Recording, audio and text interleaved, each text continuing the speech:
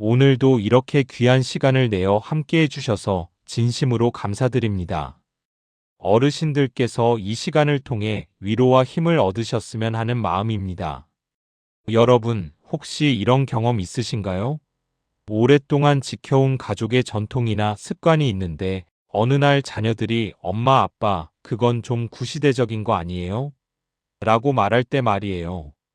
마음 한구석이 서운하면서도 동시에 과연 내가 지키던 이것이 정말 중요한 것일까? 하는 생각이 드시죠.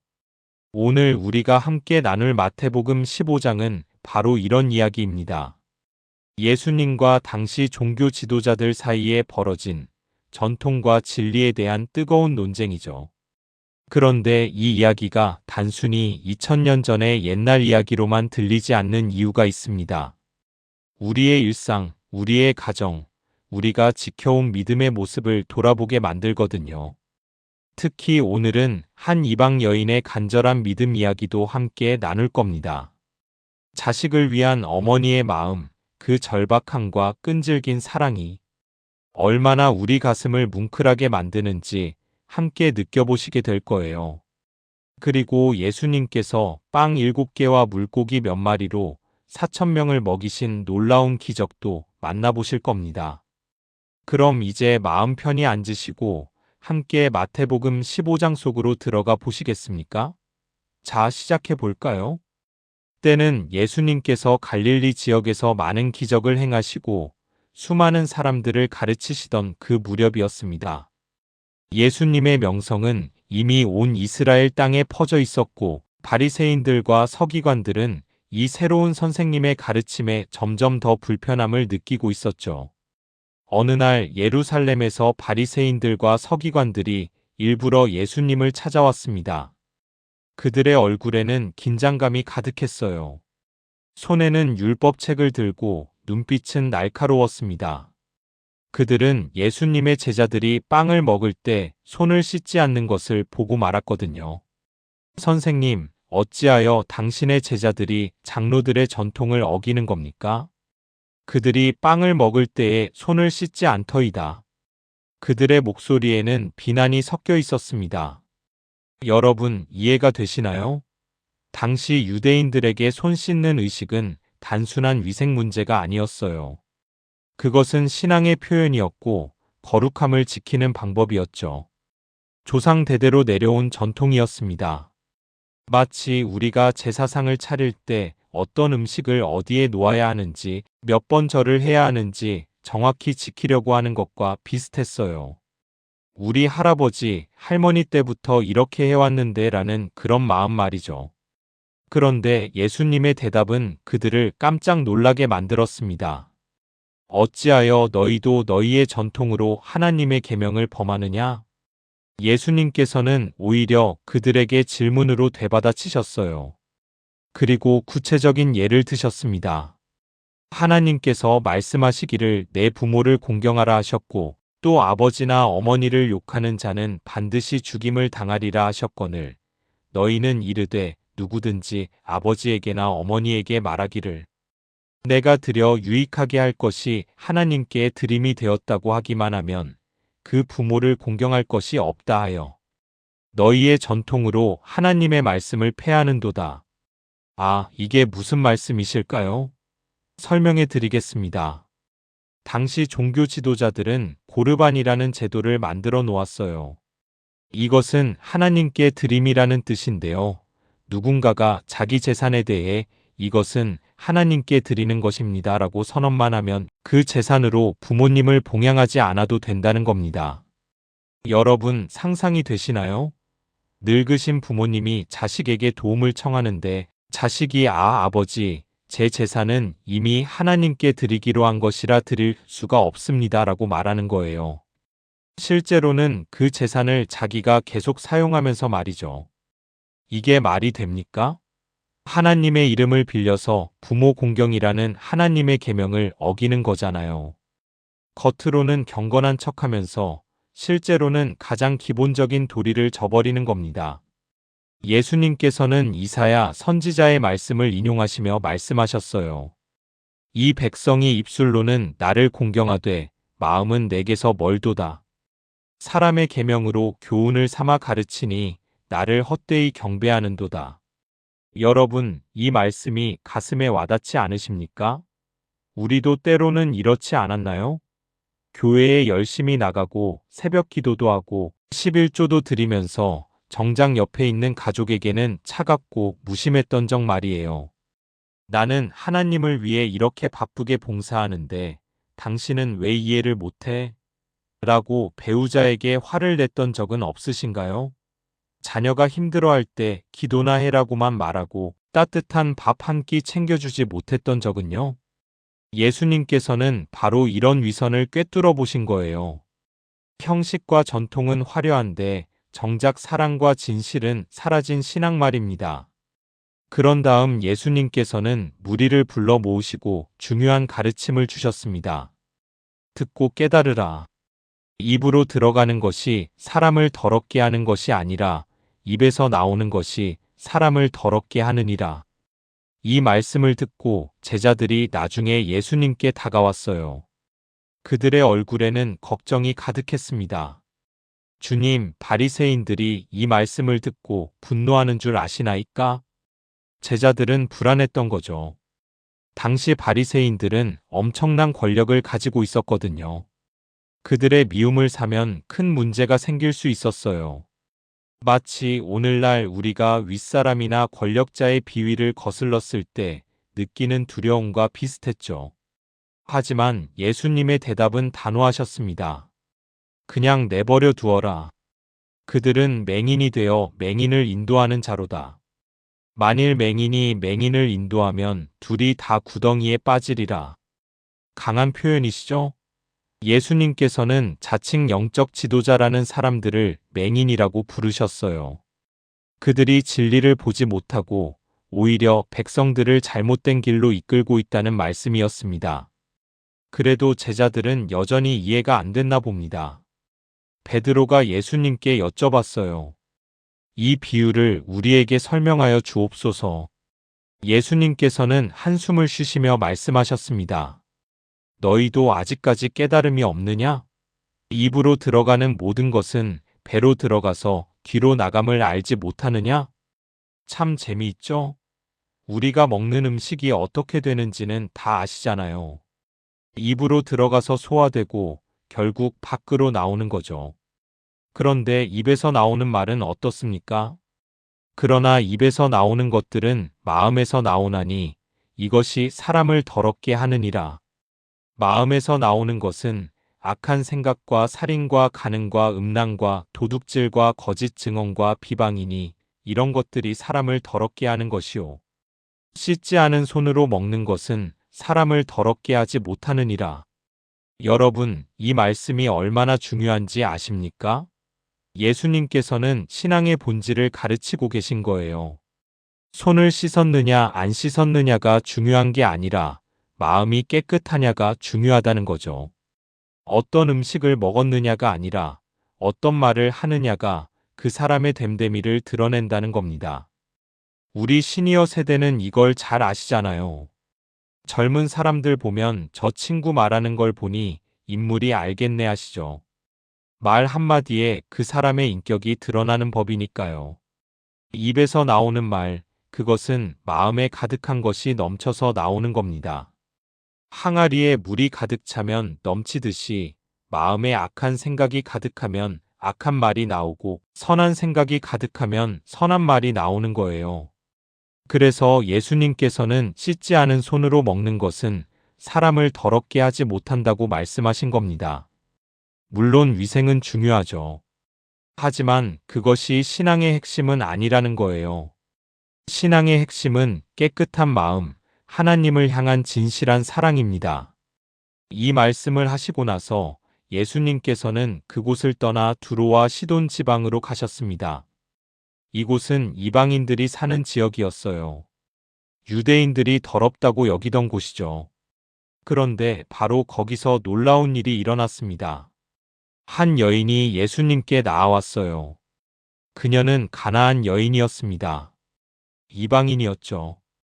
그런데 그녀가 큰 소리로 외치기 시작했어요. 주 다윗의 자손이여, 나를 불쌍히 여기소서. 내 딸이 흉악하게 귀신 들렸나이다. 여러분, 이 여인의 마음이 느껴지시나요? 어머니의 마음이에요. 자식이 아파서 고통받는 것을 지켜보는 어머니의 절박한 심정 말이죠. 그녀는 소문으로만 듣던 예수님을 직접 만난 거예요. 이분만이라면 내 딸을 고쳐주실 수 있다는 믿음이 있었던 겁니다. 그래서 체면도 자존심도 다 버리고 큰 소리로 외쳤던 거죠. 주 다윗의 자손이여. 이 호칭을 주목해 보세요. 그녀는 이방 여인이었지만 예수님이 메시아시라는 걸 알았어요. 다윗의 자손이라는 말은 약속된 구원자, 그리스도를 뜻하는 말이었거든요. 그런데 예수님의 반응이 이상했습니다. 예수님께서는 한마디도 대답하지 않으셨어요. 침묵하셨죠. 여러분, 이게 얼마나 답답한 상황이었겠어요? 간절히 부르짖는데 아무런 대답이 없는 거예요. 마치 하늘에서 아무런 응답이 없는 것 같았죠. 우리도 그런 경험 있지 않으신가요? 간절히 기도하는데 하나님께서 침묵하시는 것 같을 때 말이에요. 하나님, 저 여기 있어요. 들리세요? 대답 좀 해주세요 하는 그런 심정 말입니다. 제자들도 불편해했어요. 그 여인이 계속 소리를 지르며 따라오니까 시끄럽고 민망했던 거죠. 저 여자를 돌려보내소서. 우리를 따라오며 소리를 지르나이다. 하지만 예수님께서는 제자들에게 말씀하셨어요. 나는 이스라엘 집에 잃어버린 양 외에는 다른 데로 보내심을 받지 아니하였노라. 이건 무슨 뜻일까요? 예수님의 1차적인 사명은 이스라엘 백성을 구원하는 것이었다는 거예요. 하나님께서 먼저 택하신 백성에게 먼저 복음을 전하라는 사명 말이죠. 하지만 그 여인은 포기하지 않았습니다. 그녀는 예수님 앞에 와서 엎드려 절하며 애원했어요. 주여, 저를 도우소서. 얼마나 간절했겠어요. 무릎을 꿇고 땅에 엎드려서 눈물을 흘리며 매달렸을 겁니다. 딸을 위한 어머니의 사랑이 그녀를 그렇게 만들었죠. 그런데 예수님의 다음 말씀은 더 충격적이었습니다. 자녀의 떡을 가져다가 개들에게 던짐이 마땅하지 아니하니라. 여러분, 이 말씀을 듣고 어떤 느낌이 드시나요? 좀 냉정하게 느껴지지 않으세요? 개들이라는 표현까지 쓰셨잖아요. 당시 유대인들은 이방인들을 개라고 비하해서 불렀어요. 물론 예수님께서 그런 의도로 말씀하신 건 아니었지만 그 표현을 사용하신 거죠. 왜 예수님께서 이렇게까지 냉정하게 대하셨을까요? 혹시 그녀의 믿음을 시험하신 건 아니었을까요? 아니면 제자들과 주변 사람들에게 무언가를 가르치시려고 하신 걸까요? 그 여인의 반응을 보십시오. 주여, 올소이다마는 개들도 제 주인의 상에서 떨어지는 부스러기를 먹나이다. 아, 이 대답, 이 얼마나 놀라운 믿음입니까? 그녀는 화내지도 상처받아 돌아서지도 않았어요. 오히려 예수님의 말씀을 긍정하면서도 거기에 자신의 믿음을 더했습니다. 그렇습니다. 저는 개와 같은 이방인입니다. 자녀들의 떡을 달라고 하는 건 아닙니다. 다만 그 떡 부스러기만이라도 그 흘러넘치는 은혜의 조각만이라도 주시면 됩니다. 그것만으로도 충분합니다. 여러분, 이게 바로 진정한 겸손이고 진정한 믿음 아니겠습니까? 그녀는 자신의 처지를 정확히 알았어요.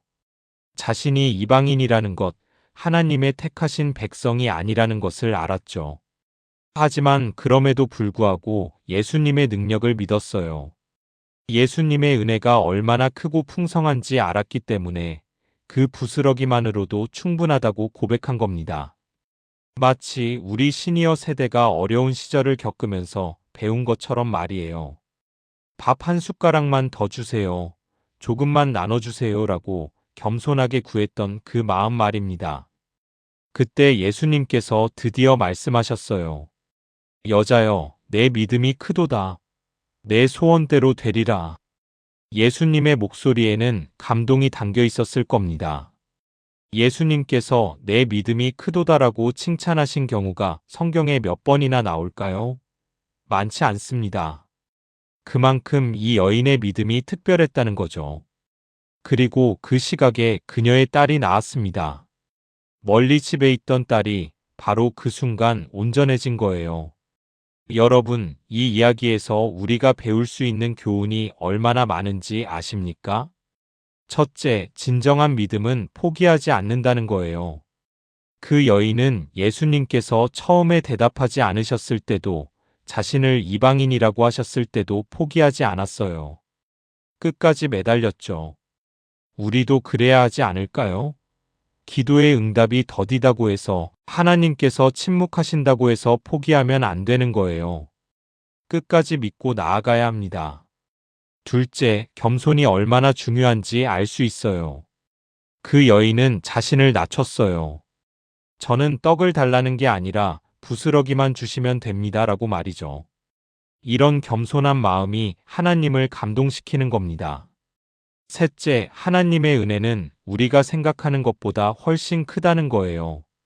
예수님께서는 이스라엘의 잃어버린 양을 찾으러 오셨지만 이방인도 외면하지 않으셨어요. 오히려 이 이방 여인의 믿음을 칭찬하시고 그녀의 딸을 고쳐주셨죠. 우리가 아무리 부족해도 우리의 과거가 어떻든 우리가 누구든 예수님께 나아가기만 하면 그 은혜를 받을 수 있다는 겁니다. 이 일이 있은 후 예수님께서는 갈릴리 호숫가로 가셨습니다. 산에 오르셔서 거기 앉으시니 수많은 무리가 예수님께로 나아왔어요. 그들은 다리 저는 사람, 맹인, 말 못하는 사람, 몸이 불편한 사람, 그 밖에 많은 병자들을 데리고 와서 예수님의 발 앞에 놓았습니다. 상상이 되시나요? 그 장면이요. 사방에서 사람들이 몰려오는 거예요. 지팡이를 짚고 절뚝거리며 오는 사람, 누군가의 부축을 받아 겨우겨우 오는 맹인, 들것에 실려오는 중병자들.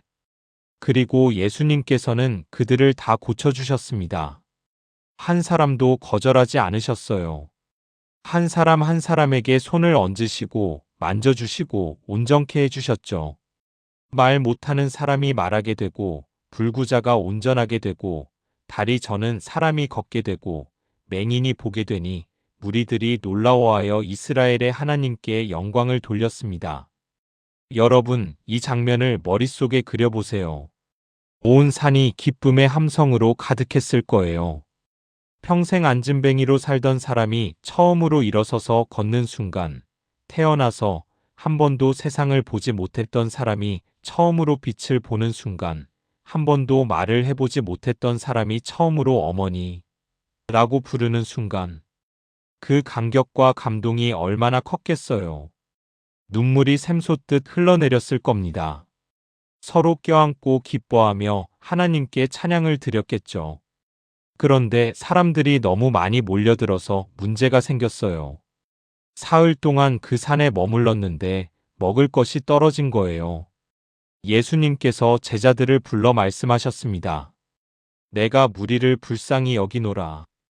그들이 나와 함께 있은지 이미 사흘이 지났으나 먹을 것이 없도다. 만약 내가 그들을 굶겨 돌려보내면 길에서 기진할까 하노라. 그 중에는 멀리서 온 사람들도 있느니라. 예수님의 마음이 느껴지시나요? 무리를 불쌍히 여기신 거예요. 그들이 병을 고침받으려고 멀리서 왔는데 굶주린 상태로 돌려보낼 수 없다는 거죠. 여러분, 이게 바로 예수님의 마음입니다. 우리의 영혼만 관심 있으신 게 아니라 우리의 몸, 우리의 실제 필요에도 관심을 가지시는 분이에요. 우리가 기도할 때도 그래요. 하나님, 영적인 축복만 주세요가 아니라 오늘 우리에게 일용할 양식을 주옵시고라고 기도해도 되는 겁니다. 하나님은 우리의 영혼뿐 아니라 우리의 일상, 우리가 먹고 사는 문제까지도 돌보시는 분이시거든요. 제자들이 대답했습니다. 광야에서 우리가 어디서 이런 무리가 배부를 만큼 떡을 얻으리까? 제자들의 반응이 좀 이상하지 않으세요? 그들은 전에 예수님께서 오병이어의 기적으로 5,000명을 먹이신 걸 직접 봤잖아요. 그런데도 또 어디서 떡을 얻으리이까? 라고 묻는 거예요. 이게 바로 인간의 모습입니다. 우리도 그렇잖아요. 과거에 하나님께서 어떻게 도와주셨는지 경험했으면서도 새로운 어려움이 닥치면 또 걱정하고 불안해하죠. 하나님께서 저번에는 도와주셨지만 이번에는 어떻게 하지? 하는 마음 말이에요. 예수님께서 물으셨습니다. 너희에게 떡이 몇 개나 있느냐? 7개와 작은 생선 2마리가 있나이다. 정말 보잘것없는 양이죠. 4,000명이나 되는 사람들 앞에 떡 7개와 생선 몇 마리라니. 하지만 예수님께서는 무리를 명하여 땅에 앉게 하시고 떡 7개와 그 생선을 가지사 축사하시고 떼어 제자들에게 주시니 제자들이 무리에게 나눠주었습니다. 그리고 모두 배불리 먹었어요. 남은 조각을 거두니 7광주리에 가득 찼습니다. 여러분, 이 기적이 주는 의미가 무엇일까요? 첫째, 우리가 가진 것이 아무리 적어도 예수님께 드리면 큰 일이 일어난다는 거예요. 떡 7개가 뭐가 되수겠어요? 하지만 그것을 예수님께 드렸더니 4,000명을 먹이는 기적이 일어난 겁니다. 우리도 마찬가지예요. 나는 가진 게 없어, 나는 할 수 있는 게 없어라고 생각하지 마세요. 그 작은 것이라도 하나님께 드리면 하나님께서 그것으로 놀라운 일을 하십니다. 둘째, 예수님께서는 항상 우리에게 넉넉하게 채워주신다는 거예요. 그냥 배불리 먹인 게 아니라 7광줄이나 남았잖아요. 하나님의 은혜는 우리가 필요한 것보다 훨씬 더 풍성합니다. 셋째, 하나님께서는 같은 방법으로 일하지 않으신다는 거예요. 전에는 떡 5개와 물고기 2마리로 5,000명을 먹이셨는데 이번에는 떡 7개와 물고기 몇 마리로 4,000명을 먹이셨어요. 방법은 조금씩 다르지만 목적은 같았죠. 사람들을 배불리 먹이시는 것. 우리 인생도 그렇습니다. 하나님께서 우리를 도우시는 방법은 매번 다를 수 있어요. 어떤 때는 이렇게, 어떤 때는 저렇게 도우시죠. 하지만 변하지 않는 건 하나님께서 우리를 돌보신다는 사실입니다. 배불리 먹은 사람들의 수가 4,000명이었습니다. 여자와 어린이는 제외하고 남자만 4,000명이었으니 실제로는 10,000명이 넘었을 거예요. 그 많은 사람들이 다 배불리 먹고 만족했어요. 어떤 이는 평생 처음으로 배불리 먹어봤을 수도 있어요. 당신은 가난한 사람들이 많았거든요. 그들은 집으로 돌아가면서 무슨 이야기를 했을까요? 여보, 오늘 정말 놀라운 일을 봤소. 예수님이라는 분이 떡 몇 개로 우리 모두를 먹이셨다오. 할아버지, 제가 오늘 기적을 봤어요. 안진뱅이가 걷고 맹인이 보고 벙어리가 말하는 걸 봤단 말이에요. 그 간격이 얼마나 컸겠어요. 평생 잊지 못할 경험이었을 겁니다. 예수님께서는 무리를 돌려보내시고 배에 오르사 마가단 지방으로 가셨습니다. 여러분, 오늘 우리가 함께 나눈 마태복음 15장의 이야기를 돌아봅시다. 처음에는 바리새인들과 서기관들이 와서 예수님께 전통에 대해 따졌죠. 그들은 형식과 의식에 집착했어요. 손을 씻었느냐 안 씻었느냐가 그들에게는 중요했죠. 하지만 예수님께서는 그들의 위선을 꿰뚫어 보셨어요. 마음에서 나오는 것이 사람을 더럽게 한다고 말씀하셨죠. 신앙의 본질은 형식이 아니라 마음이라는 거예요. 그 다음 우리는 가나안 여인의 놀라운 믿음을 봤어요. 그녀는 겸손했고 끈질겼고 포기하지 않았어요. 그리고 예수님께서 그녀의 믿음을 칭찬하시며 딸을 고쳐주셨죠. 마지막으로 예수님께서 4,000명을 먹이시는 기적을 보았어요. 예수님께서는 우리의 영혼뿐 아니라 우리의 몸, 우리의 일상까지도 돌보시는 분이시죠. 이 모든 이야기가 우리에게 무엇을 가르쳐 주나요? 첫째, 형식보다 내용이 중요하다는 거예요. 교회에 몇 번 나가는지, 얼마나 오래 기도하는지도 중요하지만 더 중요한 건 우리의 마음가짐입니다. 진실로 하나님을 사랑하는지, 이웃을 사랑하는지가 핵심이에요. 둘째, 겸손한 믿음이 하나님을 감동시킨다는 거예요. 가나안 여인처럼 자신을 낮추고 하나님의 은혜를 구하는 태도가 필요합니다. 셋째, 하나님께서는 우리의 모든 필요를 아시고 채워주신다는 거예요. 영적인 필요뿐 아니라 물질적인 필요, 관계의 필요, 건강의 필요까지도 말이죠. 여러분, 우리가 살아온 인생을 돌아보면 얼마나 많은 하나님의 은혜가 있었나요? 어려웠던 전쟁 후의 시절, 아무것도 없었던 그때를 지나오며 하나님께서 어떻게 우리를 먹이시고 입히셨나요? 자녀를 키우느라 고생할 때, 병들었을 때, 사업이 어려웠을 때, 그때마다 하나님께서 어떻게 도와주셨나요? 때로는 떡 5개로, 때로는 떡 7개로 방법은 달랐지만 하나님께서는 언제나 우리를 돌보셨어요. 그리고 그 은혜가 지금도 계속되고 있습니다. 우리가 이렇게 건강하게 숨 쉬고 있는 것, 사랑하는 가족이 있는 것, 매일 먹을 것이 있는 것, 이 모든 게 하나님의 은혜 아니겠어요? 이제 우리에게 필요한 건 가나안 여인 같은 믿음입니다. 끝까지 포기하지 않고 겸손하게, 그러나 담대하게 하나님께 나아가는 믿음 말이에요. 하나님, 저는 부족합니다. 그러나 주님의 은혜를 믿습니다. 주님의 떡 부스러기만으로도 저는 충분합니다. 주님께서 주시는 모든 것에 감사합니다. 이런 고백을 할 수 있는 우리가 되었으면 좋겠어요. 그리고 우리의 입에서 나오는 말을 조심해야 합니다. 예수님께서 말씀하셨잖아요. 입에서 나오는 것이 사람을 더럽게 한다고요. 우리가 매일 하는 말이 얼마나 중요한지 아세요? 가족에게 하는 말, 이웃에게 하는 말, 혼잣말까지도 우리의 인격을 드러내는 거예요. 비난하는 말, 험담하는 말, 불평하는 말 대신에 격려하는 말, 감사하는 말, 축복하는 말을 해야 합니다.